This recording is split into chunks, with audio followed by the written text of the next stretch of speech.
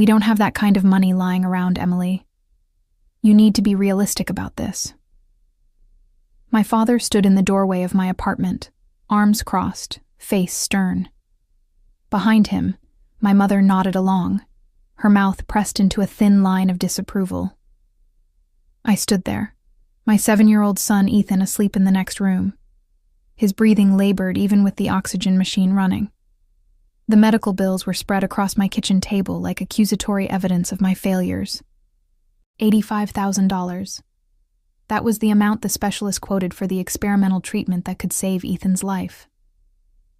His rare heart condition wasn't responding to conventional treatments anymore, and time was running out. My name is Emily, and I'm 31 years old. I live in Columbus, Ohio, working as a middle school science teacher while raising Ethan on my own. His father walked out when Ethan was diagnosed at age 3, couldn't handle having a sick kid. That was 4 years ago, and I'd been fighting this battle alone ever since. My parents lived 20 minutes away in their comfortable suburban house, the same house where my younger sister Claire still had her childhood bedroom preserved like a shrine. Realistic? I repeated, my voice cracking. My son might die without this treatment.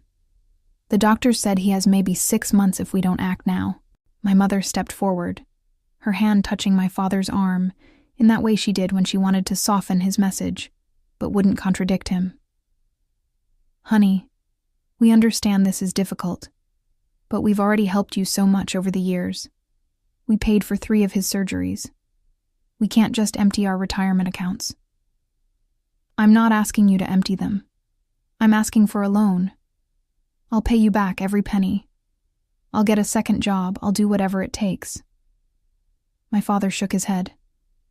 Emily, you're barely keeping your head above water as it is. How would you pay us back? Be sensible.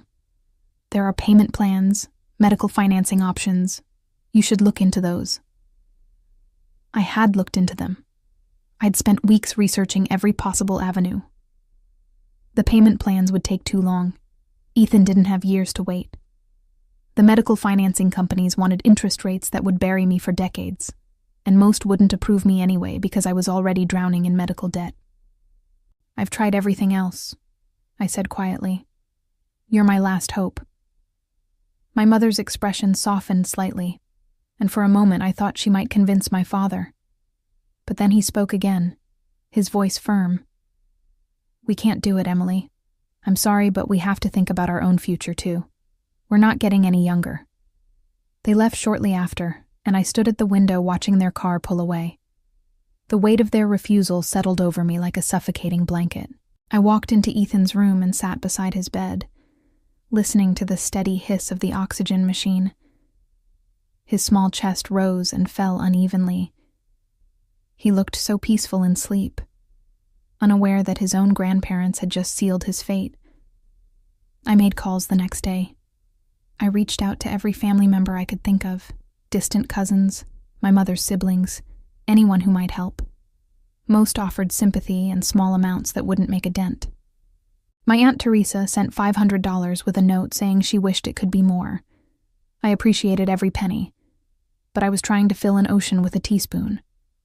2 weeks later, I came home from a particularly brutal day at school to find Ethan struggling to breathe. His lips had a blue tinge that sent panic shooting through me. I called the ambulance, and they rushed him to the hospital. The doctors stabilized him, but the cardiologist pulled me aside with a grim expression. His condition is deteriorating faster than we anticipated, Dr. Morrison said. Without that treatment we discussed, I'd say he has 3 months at most. Maybe less. I nodded numbly, unable to speak past the lump in my throat. 3 months. My baby had 3 months unless I could find $85,000. I started a crowdfunding campaign that night, pouring my heart into the description, sharing photos of Ethan's bright smile from before he got so sick. Friends shared it, teachers from my school donated, even some of my students' parents contributed. But after 2 weeks, I'd only raised $12,000. It wasn't even close to enough. Then came the phone call from Claire. My sister's voice was breathless with excitement. Emily, I have the most amazing news. Jeffrey proposed. We're getting married. I tried to muster enthusiasm despite the heaviness in my chest. That's wonderful, Claire. Congratulations. I know, right? And Mom and Dad are being so incredibly generous. They're paying for the whole wedding. Can you believe it? They said we can have whatever we want, no budget limits. Jeffrey and I are thinking a destination wedding, maybe Italy or the south of France. Oh, Emily, it's going to be absolutely perfect. My hand tightened around the phone. No budget limits? None. Dad said this is his little girl's special day and nothing is too good. We're meeting with wedding planners next week. The wedding won't be for another year, but we want to start planning now to make sure we get exactly what we want.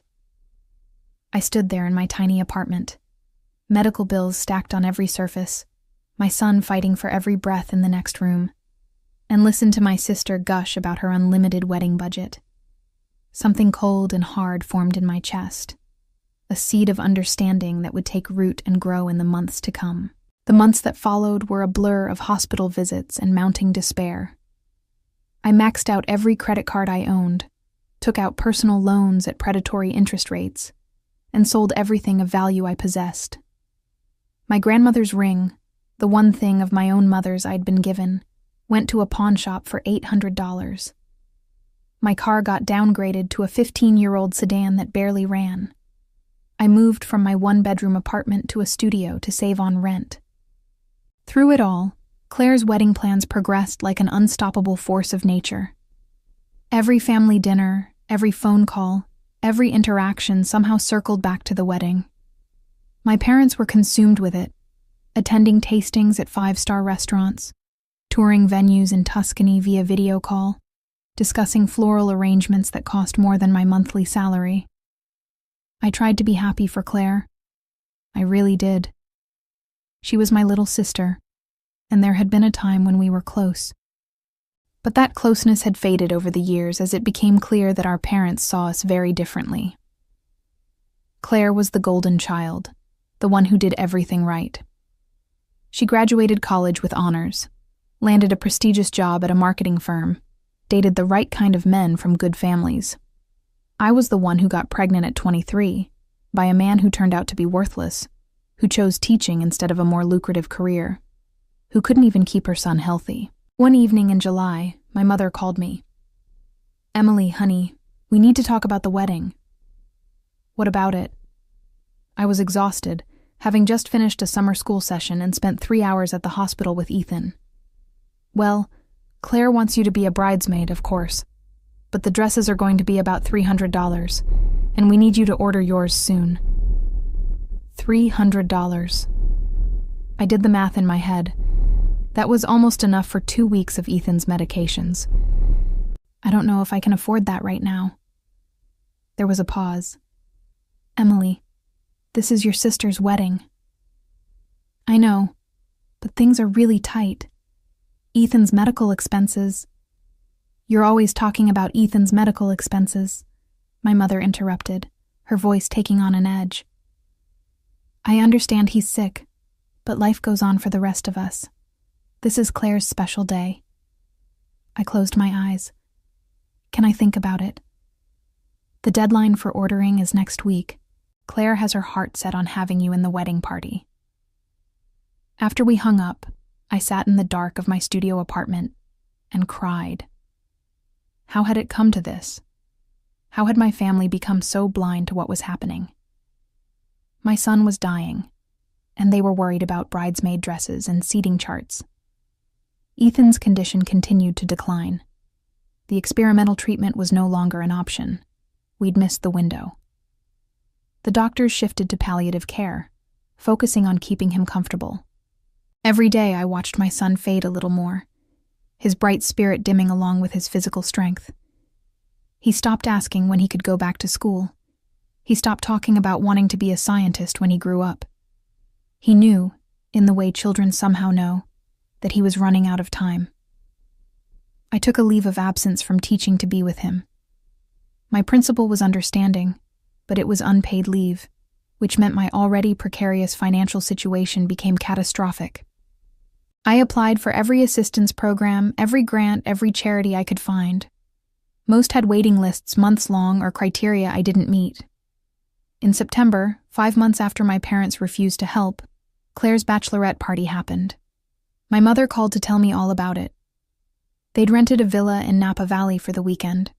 12 of Claire's closest friends, all expenses paid by our parents. Wine tastings, spa treatments, a private chef.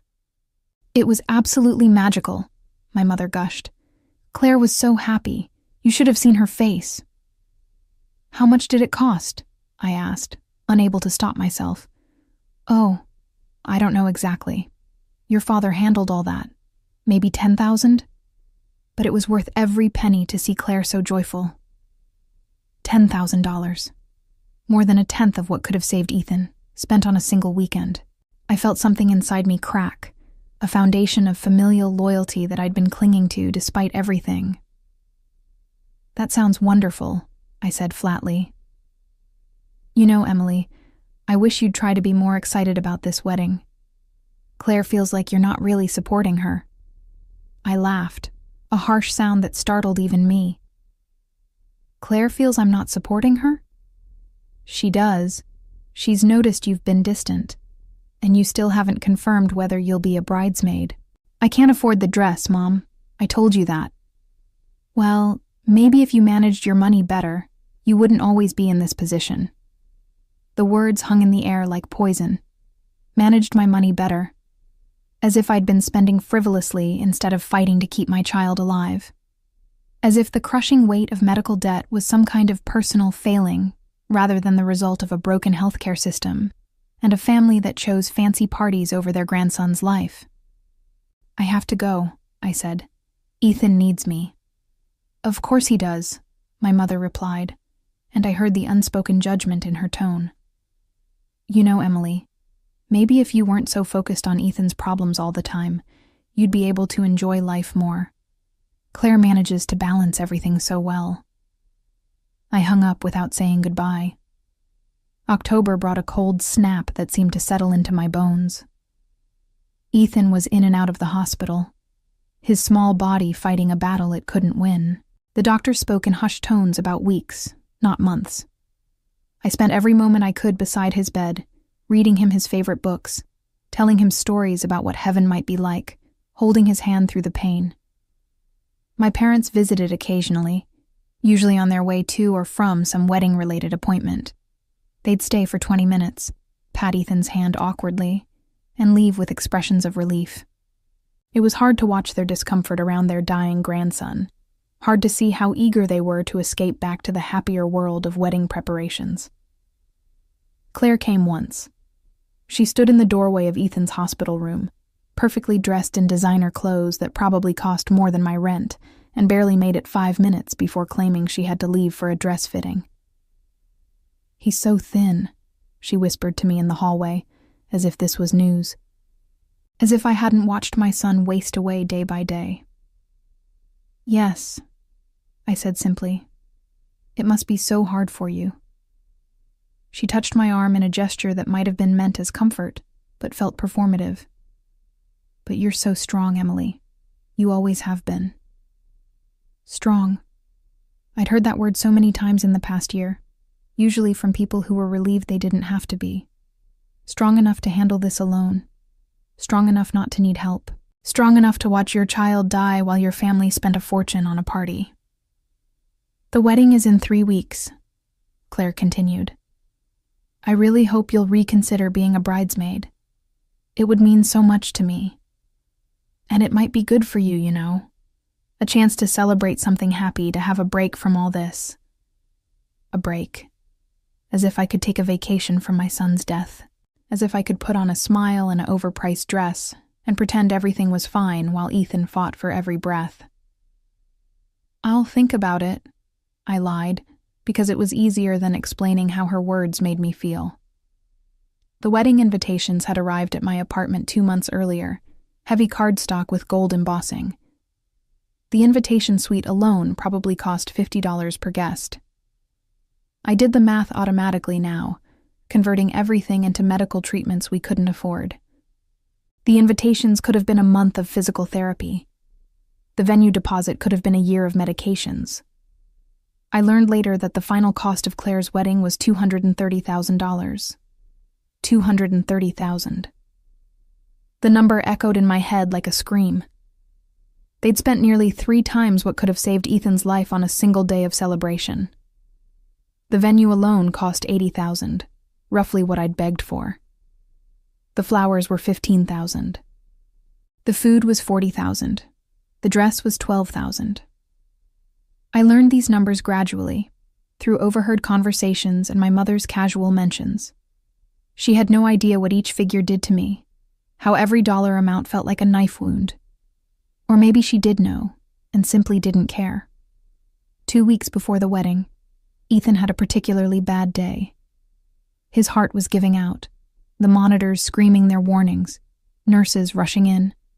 I stood beside his bed, gripping his small hand, and watched the medical team fight to stabilize him.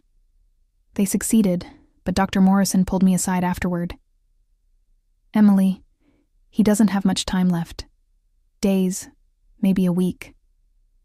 I think you should consider calling family, anyone who might want to say goodbye." I called my parents. My father answered, sounding distracted. "Emily, we're right in the middle of the rehearsal dinner preparations. Can this wait?" "Ethan is dying," I said, my voice hollow. "The doctor says days at most." There was a pause. Then, Oh, Emily. I'm so sorry. Do you need us to come?" "Do I need you to come?" "My son, their grandson, was dying, and he was asking if I needed them to come." "Yes," I said. "I think Ethan would want to see you." "Of course. We'll try to stop by tomorrow. We have the final venue walkthrough in the afternoon, but maybe in the morning." They came the next day, arriving at 10 a.m. with Starbucks cups in their hands. They stayed for 15 minutes. Ethan was barely conscious, his breathing labored even with the oxygen turned to maximum. My mother cried a little, dabbing at her eyes with a tissue that probably cost more than Ethan's breakfast. My father stood stiffly by the door, checking his watch twice. "We have to go," my father finally said. "The florist is expecting us at 11. "The florist," I repeated numbly. "For the centerpieces. It's important we get this right. There's no time for mistakes this close to the wedding." He seemed oblivious to the irony of his words, standing in a room where the ultimate mistake, choosing flowers over family, was about to claim its final victim. They left with promises to come back soon, promises I knew they wouldn't keep. Claire never came to say goodbye to her nephew. She was too busy with last-minute wedding emergencies, like the fact that the string quartet she'd hired had a cellist who'd fallen ill and been replaced. This was apparently a crisis worth multiple frantic phone calls. Ethan died on a Tuesday morning, 3 days before Claire's wedding. He slipped away quietly in his sleep, his small hand in mine. The nurse who pronounced him dead cried more than my parents would when I called to tell them. My mother's first words after I told her Ethan was gone. "Oh no.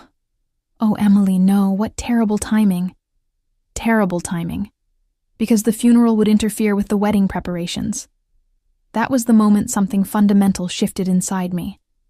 The grief was overwhelming, but beneath it, I felt something else growing. A cold, patient understanding. They'd made their choice. Now I would make mine. The funeral was scheduled for Friday, 2 days before Claire's Sunday wedding. I didn't ask my parents to change the wedding date. I didn't ask Claire to postpone. I knew what the answer would be, and I didn't have the energy to hear them explain why their party was more important than my son's burial. What I didn't expect was for them to ask me to change the funeral. My mother called Wednesday evening. "Emily, honey, we need to talk about the funeral arrangements." I was sitting in Ethan's room, surrounded by his things. His favorite dinosaur poster. His collection of rocks he'd found at the park. The science kit I'd bought him last Christmas that he'd been too sick to use. "What about them?" "Well, Friday is really difficult for us. We have the wedding rehearsal that afternoon, and the rehearsal dinner in the evening. It's all scheduled. Deposits paid. Could you possibly move the funeral to Thursday? Or maybe next week? I stared at the wall, unable to process what I was hearing. You want me to change my son's funeral because it conflicts with wedding rehearsal? It's not just rehearsal, Emily. It's the whole schedule. We have out-of-town guests arriving. Jeffrey's family flying in from Atlanta. Your father is giving a toast at the dinner. We can't miss it. Ethan is your grandson. And we'll be there to honor him. Of course we will. But Thursday would work so much better for everyone. The funeral home should be able to accommodate the change. Everyone? My voice came out flat, emotionless. I was beyond anger, beyond hurt.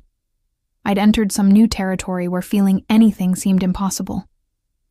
Everyone would be more convenient if we buried my 8-year-old son a day early so you don't miss cocktail hour. Don't be dramatic, Emily. You're making this sound worse than it is. We're trying to support you and Claire both. Why can't you be more flexible? You know how important this wedding is to your sister. I hung up. I didn't trust myself to say anything else. The funeral stayed scheduled for Friday. I arranged it myself, paid for it with money I borrowed from my principal, who'd been more supportive in the past year than my own parents. It was a small service, just 20 people. My Aunt Teresa came, some teachers from school, a few parents of Ethan's former classmates.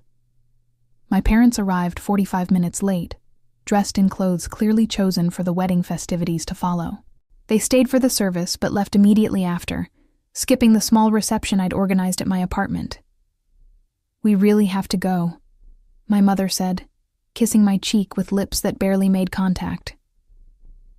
Claire is having a crisis about the seating arrangements, but it was a lovely service, Emily. Very tasteful. Tasteful.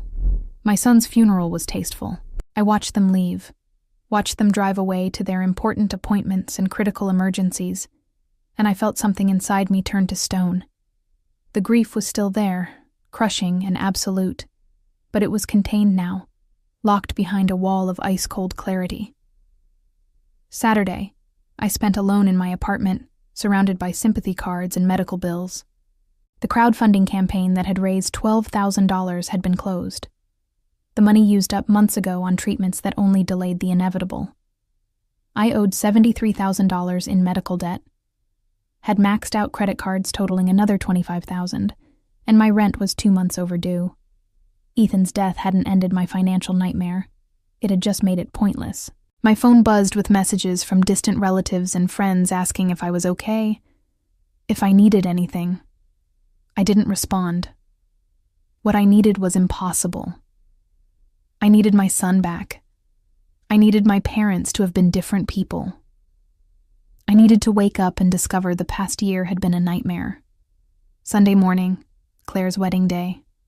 I woke at dawn. I hadn't planned to think about it, hadn't wanted to acknowledge it was happening. But my phone lit up with a text from my mother. Wish you were here to share this special day. Claire looks absolutely stunning. I stared at that message for a long time. Wish you were here. As if I'd simply chosen not to attend. As if I was missing it because of a scheduling conflict, rather than because I'd buried my son 2 days earlier. I got dressed and went for a walk. Columbus was beautiful in late October, leaves turning gold and red. Ethan had loved autumn. We'd planned to go to the pumpkin patch this year, just one more thing that would never happen. My phone continued buzzing throughout the day, photos from the wedding. My mother had added me to some kind of group chat with extended family. I watched the images load one by one. The venue in Tuscany, photographed at golden hour. Claire in her designer gown, a dress that cost more than most people's cars. The floral arrangements, elaborate and excessive. The 5-tier cake, the champagne tower. The string quartet playing on a terrace overlooking Vineyard Hills. $230,000 of celebration, while my son's body lay in a cemetery where I couldn't even afford a proper headstone yet. I scrolled through the photos with a strange sense of detachment. Everyone looked so happy. My father in his tuxedo, beaming with pride. My mother, elegant in her mother-of-the-bride dress that probably cost $3,000. Claire and her new husband, faces glowing with joy and possibility. Extended family members I'd called begging for help, now dressed in their finest, celebrating with champagne that cost more per bottle than they'd donated to Ethan's treatment fund. One photo showed my parents dancing, my mother's head thrown back in laughter. The caption read, "Best day ever, so blessed." I set my phone down and walked to the bathroom. I looked at myself in the mirror. I'd lost 15 pounds in the past month, and my eyes were sunken, circled with dark shadows. I looked like I'd aged 10 years. I looked like someone who'd watched their child die while their family partied. That night, alone in my studio apartment, I made myself a promise. This wasn't over. They thought they could discard Ethan's life, discard me, and move on to their happy celebrations without consequence. They thought their money and their social standing and their self-centered priorities could insulate them from accountability. They were wrong. I didn't know how yet, but I would make them understand what they'd done. I would make them feel a fraction of what I'd felt. Not revenge, exactly. Justice. A reckoning. I pulled out a notebook and started writing down everything. Every conversation, every refusal, every dollar amount. I documented the timeline. When I'd asked for help, when they'd refused, when Claire's wedding planning began, when Ethan died. I wrote down who'd been at the funeral, who hadn't. I noted every expense my mother had mentioned for the wedding. I wasn't sure what I'd do with this information, but I knew I needed it. Evidence. Proof. A record of everything that had been taken from Ethan. From me. My phone buzzed again. Another text from my mother. Home from Italy. Exhausted but so happy. Claire and Jeffrey's first dance was magical. I'll send you the video. I typed back. Glad you had a good time. 3 dots appeared, disappeared, appeared again. Finally. We'll come by next week to check on you. I'm sure you're feeling better by now. Feeling better. As if grief worked on a schedule. As if 1 week after your child's death you were expected to be recovered and ready to hear about how magical someone else's party was. I didn't respond. The weeks after the wedding passed in a gray haze. I returned to work, moving through my days like a ghost. My students were kind, softer with me than they'd ever been. The administration had granted me extended bereavement leave, but I'd declined. I needed the structure, needed something to fill the hours that used to be consumed by doctor appointments and medication schedules and hope. My parents called occasionally, brief check-ins that felt more like obligations than genuine concern. "How are you holding up?" they'd ask, and then fill the silence with updates about Claire's honeymoon, about remodeling projects they were planning, about holiday plans. They never mentioned Ethan. It was as if he'd never existed, as if acknowledging his absence might spoil their good mood. Claire sent a single text. "I'm sorry about everything. I hope we can move past this. Move past this. Move past watching my son die. Move past being abandoned by my family.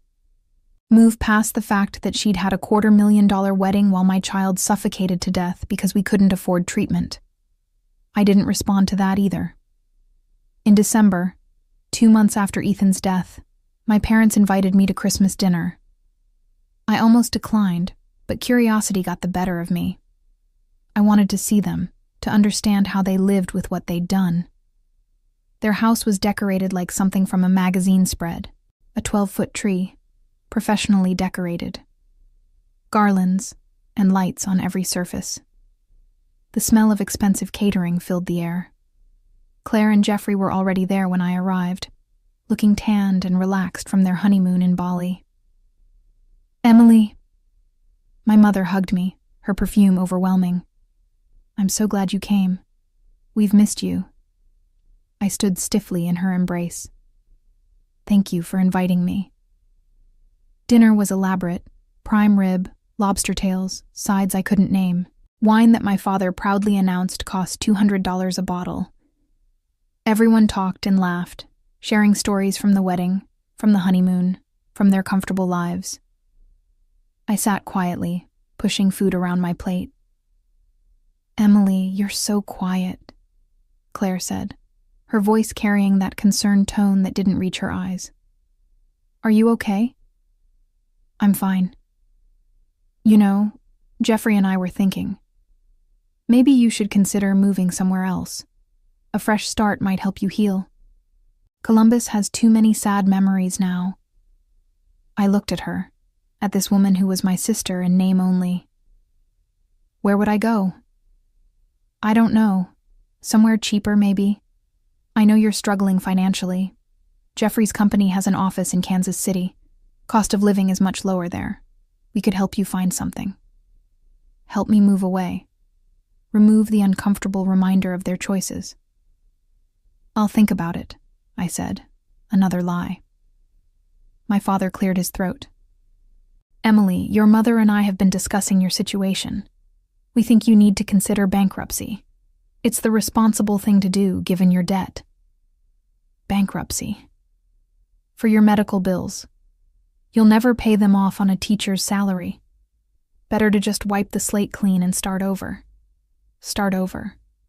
As if Ethan was a mistake to be corrected, a financial error to be written off. "We could help you find a good bankruptcy attorney," my mother added. "Your father knows several." I set down my fork carefully. "You know what would have helped? $85,000 15 months ago." The table went silent. Claire looked at Jeffrey uncomfortably. My mother's smile froze in place. "Emily," my father said, his voice carrying a warning. "We've been over this." "Have we? Because I don't remember us ever really discussing it. You said no, and that was it." "We made a difficult decision based on our financial situation." "Your financial situation." I gestured around the room. "This doesn't look like financial difficulty. The $230,000 wedding doesn't suggest financial difficulty." Claire's face flushed. "That's not fair." "Isn't it?" I stood up, my chair scraping against their expensive hardwood floor. "You spent almost 3 times what could have saved Ethan's life on a single day. A party, flowers and cake and a dress you'll wear once." "Emily, that's enough," my father said, standing as well. His face was red, angry.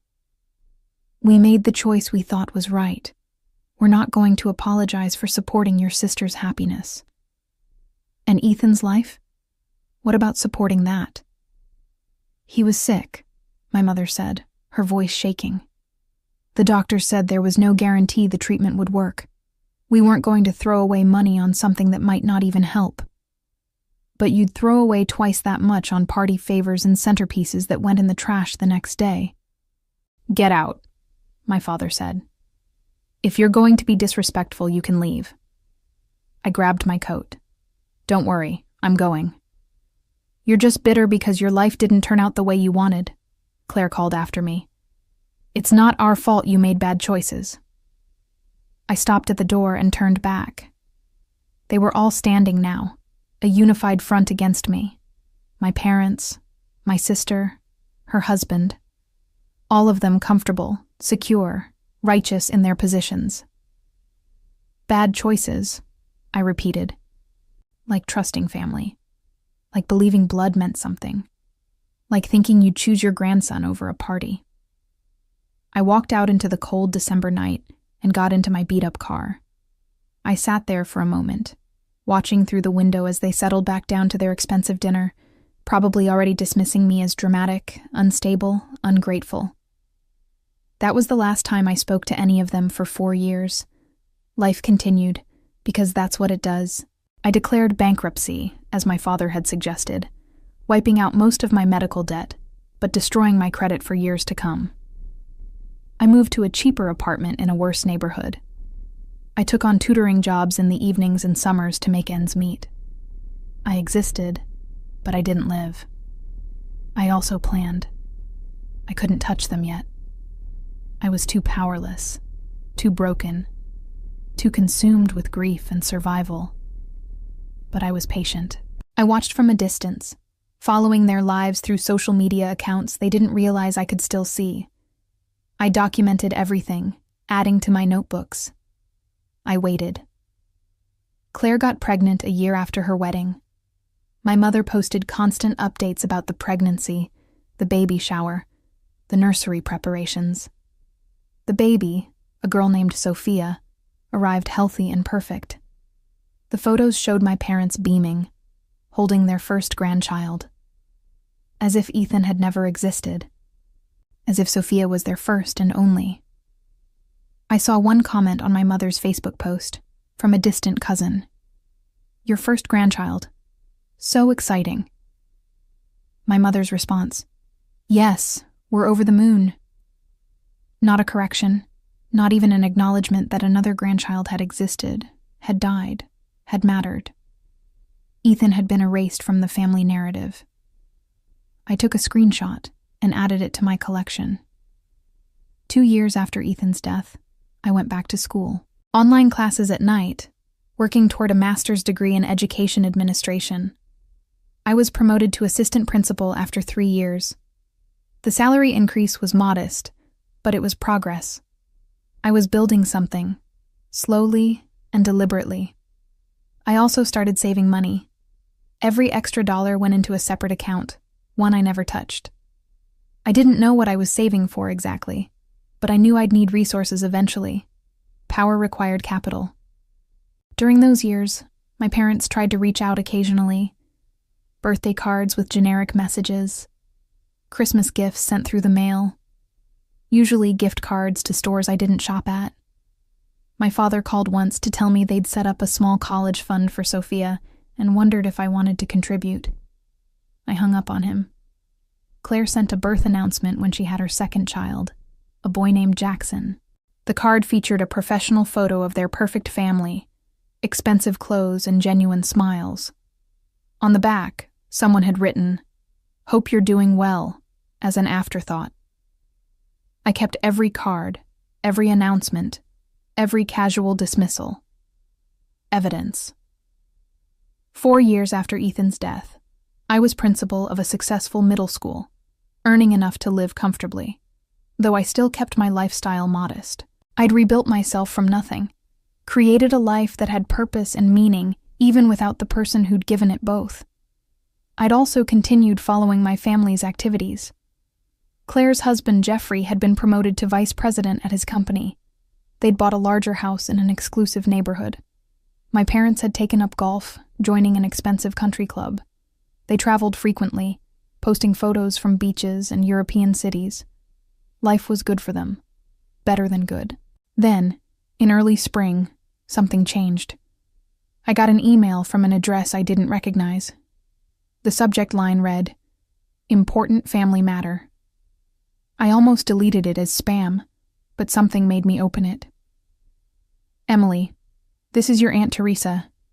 I'm reaching out because I thought you should know that your father lost his job 3 months ago. He's been trying to keep it quiet, but the situation is serious. His entire retirement account was invested in his company stock, which collapsed when the company went bankrupt. Your parents have lost almost everything. They're facing foreclosure on their house. I know you and they aren't close, but I thought you'd want to know. Your father is too proud to ask for help, but they need it. Please call me if you can. Love, Teresa." I read the email 3 times. Then I went to my computer and started searching. It didn't take long to find the news articles. The company my father had worked for, a regional manufacturing firm, had been caught in a massive fraud scandal. The CEO was facing federal charges. The company had declared bankruptcy, and thousands of employees had lost their jobs and their retirement savings. My father's name appeared in several articles as one of the senior executives who'd lost everything. I sat back and stared at the screen. After all these years, after building their comfortable life on the grave of my son's memory, they'd lost it all. Karma, some might call it. Justice, others would say. I didn't have a name for what I felt. It wasn't satisfaction exactly. It was more like recognition. The universe had shifted, and suddenly I wasn't powerless anymore. My phone rang a week later. My mother's number. I stared at it, watching it ring, then go to voicemail. She called again the next day, and the day after that. I never answered. Then came a knock on my door one evening in May. I looked through the peephole and saw my father standing there. He looked older than I remembered, grayer, thinner, diminished. I opened the door but left the chain engaged. Yes? Emily. His voice cracked on my name. Please, we need to talk. About what? Can I come in? No. He flinched. I know things have been difficult between us. I know we've made mistakes, but we're family. We need help. Help, I repeated, the word tasting strange in my mouth. I lost my job. You probably heard. We're in serious financial trouble. The house is in foreclosure. Your mother's medical insurance ran out and she has some health issues that need addressing. We're asking our daughters for help. Claire and Jeffrey are doing what they can, but they have their own family to support. We thought maybe you could contribute something, even a small amount. A loan, perhaps, that you could pay back when your situation improves. I stared at him through the gap in the door. When my situation improves. I know you're doing better now. I saw online that you're a principal. That must pay well. We wouldn't ask if we weren't desperate. Desperate, I said softly. That's interesting. I remember being desperate once. His face colored. Emily, please. This isn't the time to dredge up the past. Isn't it? I smiled, and it wasn't a kind expression. You're asking me for money because you're facing financial ruin. That sounds familiar. This is different. How? We're your parents.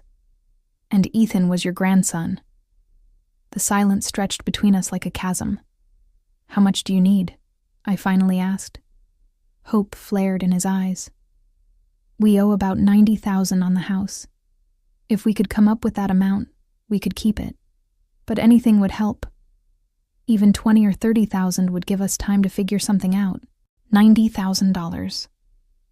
More than what could have saved Ethan. I felt something cold and final settle in my chest. I'll think about it, I said, and closed the door in his face. Behind the closed door, I leaned against the wall and smiled. Finally, after 4 years of waiting, of planning, of building myself back up from nothing, the opportunity I'd been waiting for had arrived. Now came the reckoning. I didn't contact my parents for 2 weeks. Let them wait. Let them wonder. Let them feel the anxiety of uncertainty. Every day that passed, their situation grew more dire. I knew this because I'd started checking the public foreclosure listings. Their house, the house I'd grown up in, was scheduled for auction in 45 days. During those 2 weeks, my mother called 17 times. My father called 9. Claire sent 3 lengthy text messages explaining how our parents had always done their best, how they were good people who'd made some mistakes, how family was supposed to forgive and help each other. The irony was apparently lost on her. I responded to none of them. Instead, I did research. I looked into their financial situation as thoroughly as I could from the outside. The house was worth about $320,000, and they owed $90,000. They had equity, but not enough to start over somewhere nice. They'd have to move to a modest apartment, maybe in a less desirable area. They'd have to learn to live on Social Security and whatever my father could scrape together from a new job, if anyone would hire a 63-year-old disgraced executive. It would be hard for them. Humbling. A complete reversal of the comfortable life they'd built. But they'd survive. That was the difference between their situation and what Ethan had faced. They weren't going to die. They were just going to be uncomfortable. On the 15th day, I finally called my father back. Emily. He sounded breathless, desperate. Thank God.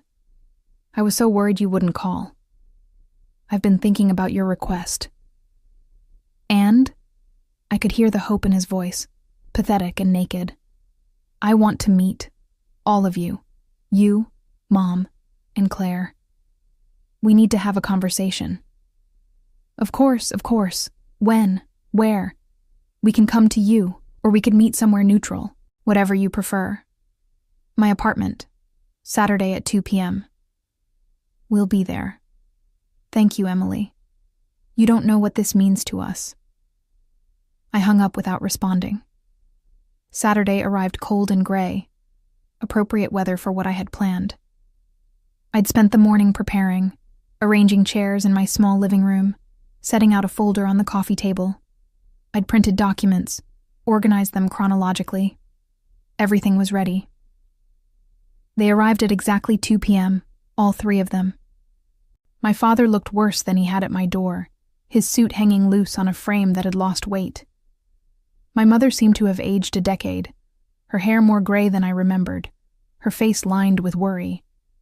Claire looked uncomfortable, dressed too formally for my shabby apartment, clutching her designer purse like a shield. Emily, my mother said, moving as if to hug me. I stepped back. Sit down. They arranged themselves on my second-hand couch, sitting close together like children called before a principal, which I supposed they were. I remained standing. You asked me for $90,000. We know it's a lot, my father started. But we're prepared to offer collateral, to sign a formal loan agreement. We'd pay you back with interest. How? I asked flatly. You have no income.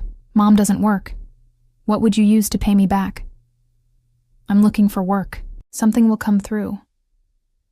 At 63, with your reputation attached to a fraud scandal? He flinched. That wasn't my fault. I had no idea what the CEO was doing. Ignorance isn't innocence. You were a senior executive. You should have known. I picked up the folder from the coffee table. But we're not here to discuss your career failures. We're here to discuss your request for money. Will you help us? My mother asked, her voice small. That depends. I have some questions first. I opened the folder and pulled out the first document. Do you remember this conversation? May 16th, 4 years ago? I came to you and asked for $85,000 to pay for Ethan's treatment. My mother's face went pale. Emily, we've been over this. Have we? Because I don't think we have. Not really. Not honestly. I held up the document, a printout of my original crowdfunding page with the treatment cost clearly listed. $85,000. You told me you couldn't afford it, that you had to think about your own retirement, that I needed to be realistic. We made the best decision we could at the time, my father said stiffly. Did you? I pulled out another paper. This is a receipt from Claire's wedding planner. Total cost of services, $230,000. Paid in full by you. 18 months after you told me you couldn't afford $85,000 to save your grandson's life. Claire stood up. This isn't fair. You're twisting everything. Sit down, I said, my voice hard enough that she obeyed. I'm not finished. I pulled out more documents, laying them on the coffee table one by one. Wedding venue, $80,000. Flowers, $15,000. Catering, $40,000. Dress, $12,000. Photographer, $8,000. Entertainment, $10,000. Should I continue? What do you want from us? My father demanded. An apology? Fine, we're sorry. We made a mistake. Is that what you want to hear? A mistake, I repeated softly. You think choosing a party over your grandson's life was a mistake? We didn't know he was going to die, my mother whispered. Yes, you did. The doctors told you. I told you. You knew, and you didn't care enough to help. I pulled out another document, the one that hurt most to look at. A photo of Ethan in his hospital bed, taken 2 weeks before he died. This is what $85,000 would have saved. This child, your grandson. Remember him? My mother started crying. Claire looked away. My father stared at the photo with an expression I couldn't read. "Emily, please," my mother said through her tears. "We know we failed you. We know we should have done more. But we can't change the past. We can only ask for your mercy now." Mercy.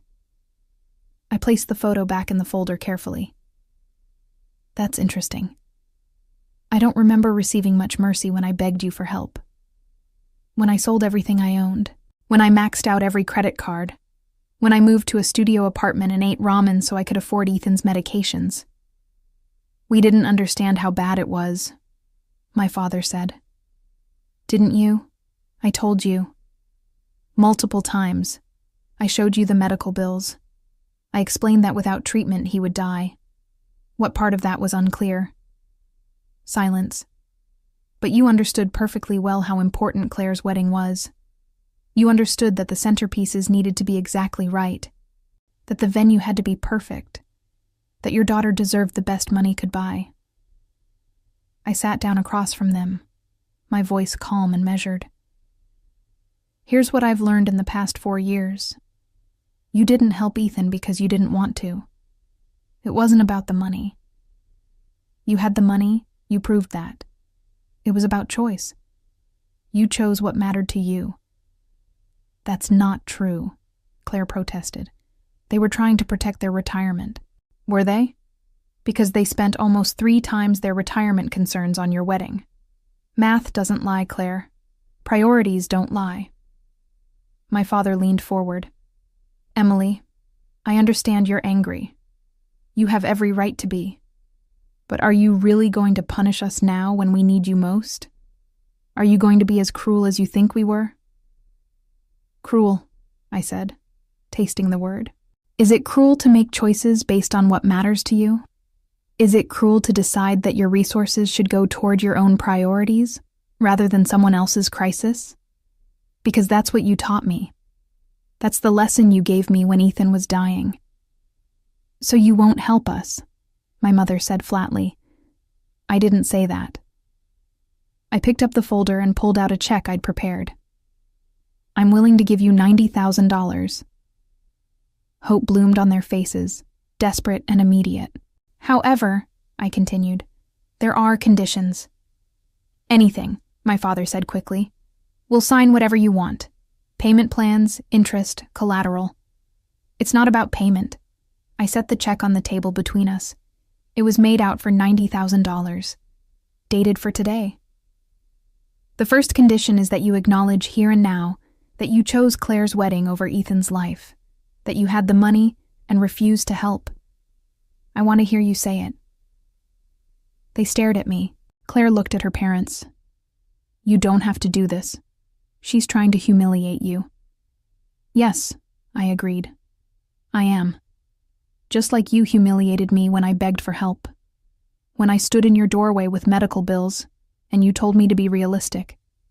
When I buried my son alone because you had a rehearsal dinner. So yes, I want you to say it, out loud, that you made a choice, and Ethan died because of it." My mother was crying harder now. My father's face was red, but they needed that check. They needed it desperately. "We chose the wedding," my father finally said, his voice barely audible. "We had the money, and we chose to spend it on Claire's wedding instead of Ethan's treatment." "And," I prompted, "and he died because we didn't help." "Mom?" I looked at my mother. "We should have helped you," she whispered. "We should have saved him. We were wrong." I turned to Claire. "And you? What's your role in this?" "I didn't know," she said quickly. "I didn't know they'd refused to help Ethan." "Didn't you?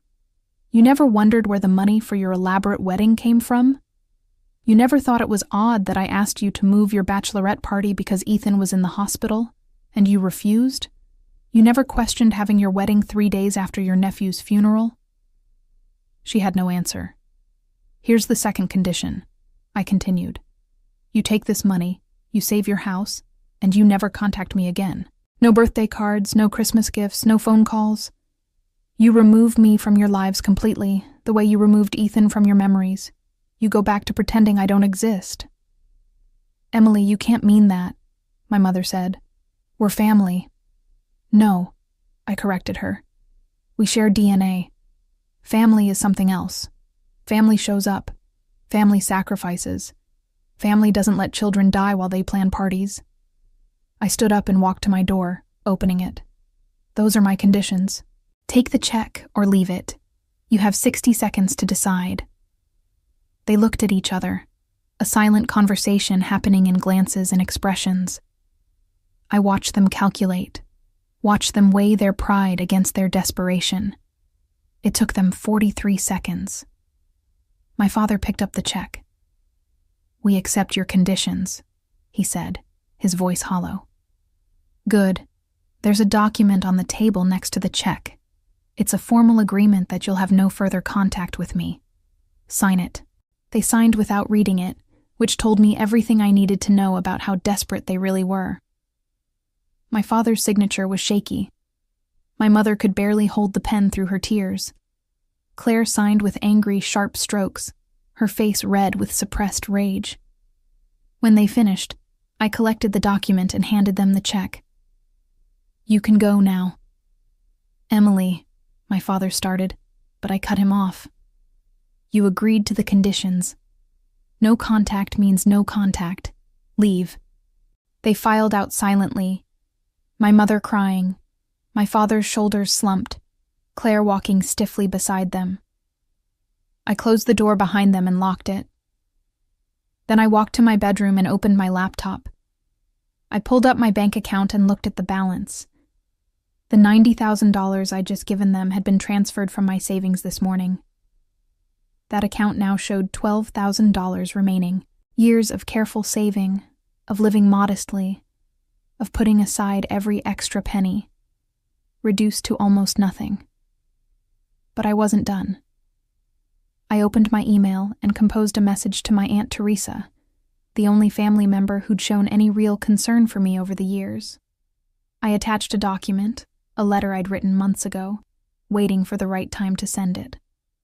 Aunt Teresa, I wanted you to know what really happened with Ethan. I've attached a complete timeline of events, including all the requests I made for help and the responses I received. I've also included documentation of the expenses my parents incurred during that same period, particularly regarding Claire's wedding. I thought the family should know the truth. Please share this with anyone you think should see it. Love, Emily. I hit send. The document I'd attached was comprehensive. Every conversation, every refusal, every wedding expense, every hospital bill. The photo of Ethan in his hospital bed. Screenshots of my mother's Facebook posts calling Sophia her first grandchild.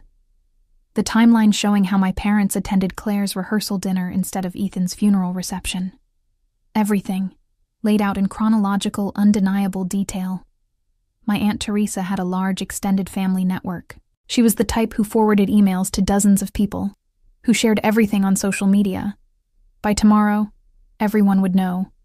My parents' friends, their country club, their church, their neighbors. The truth would spread like wildfire. The check I'd given them would clear. They'd keep their house. But they'd lose something more valuable. Their reputation. Their comfortable social standing. The image they'd carefully crafted of being generous, loving parents and grandparents. Everyone would know what they'd really chosen, what they'd really valued. A knock came at my door an hour later. I looked through the peephole and saw Claire standing there alone, her face furious. I opened the door but didn't invite her in. You signed an agreement not to contact me. That email you sent. You can't do that. You're ruining their lives. I'm telling the truth. There's a difference. You're vindictive and cruel. You're destroying them out of spite. No, I said calmly. I'm giving them exactly what they gave me. Consequences. Actions have consequences, Claire. They made choices, and now they get to live with them. just like I've had to live with watching my son die. They gave you $90,000. They gave me back a fraction of what they stole from Ethan, from me, and they only did it because they had no other choice. If they weren't desperate, would they have helped? We both know the answer. You're never going to let this go, are you? You're going to hate us forever. I don't hate you, I said, and realized it was true. Hate requires caring. I don't care about any of you anymore. You stopped being my family the day you chose a party over my son's life. Now you're just strangers who happen to share my last name. Mom is devastated. Dad looks broken. Was that worth it? Ask Ethan if it was worth it. Oh, wait. You can't. Because he's dead. Claire's face crumpled. You really are as heartless as they said. Heartless? My heart broke 4 years ago and you weren't there to see it. You were too busy planning your perfect wedding and your perfect life. So don't talk to me about heartless, Claire. You don't get to use that word. She turned and walked away, and I closed the door for the last time on my biological family. Over the next few months, I heard through indirect channels what happened to them. My parents were indeed socially ostracized. Friends stopped calling. The country club membership was quietly not renewed. Church attendance became awkward enough that they stopped going. They kept their house, but it became a prison of sorts, a place where they lived with their choices. My father eventually found work as a consultant, making a fraction of his former salary. My mother developed anxiety issues and started therapy. Claire and Jeffrey moved to another state, putting distance between themselves and the scandal. Their Christmas cards, which had once been elaborate productions, stopped coming altogether. I heard my mother told people I was dead, that it was easier than explaining why her daughter wanted nothing to do with her. I supposed, in a way, I was dead to them. The daughter who'd been grateful for scraps, who'd accepted being second best, who'd swallowed her pain to keep the peace. That person didn't exist anymore. As for me, I continued building my life. I dated eventually, though carefully. I made real friends, the kind who showed up when things were hard. I traveled to places Ethan would have loved, and scattered his ashes in beautiful locations around the world. I lived for both of us. The $90,000 I'd given my parents was worth it. Not because they deserved help, but because it gave me closure. I'd proven I was the better person. The one who showed mercy, even when none had been shown to me. And then I'd walked away, leaving them to live with the weight of their choices. Some might say I was cruel. That real forgiveness means letting go completely, helping without conditions. But those people never watched their child die alone while their family celebrated elsewhere. They never had to choose between electricity and medicine. They never had to bury their baby with borrowed money while knowing $250,000 had been spent on cake and flowers. I gave my parents what they'd asked for, on my terms. I'd lived up to my obligation as their daughter one final time. And then I'd close that door forever, just as they'd closed the door on Ethan when he needed them most. In the end, revenge wasn't about cruelty. It was about justice, about balance, about ensuring that consequences met actions. They'd taught me that family was conditional, that love had limits, that some lives mattered more than others. I simply returned their lessons, wrapped in a check they couldn't refuse and a truth they couldn't escape. And I moved forward into a future they'd never be part of, carrying Ethan's memory with me, finally at peace.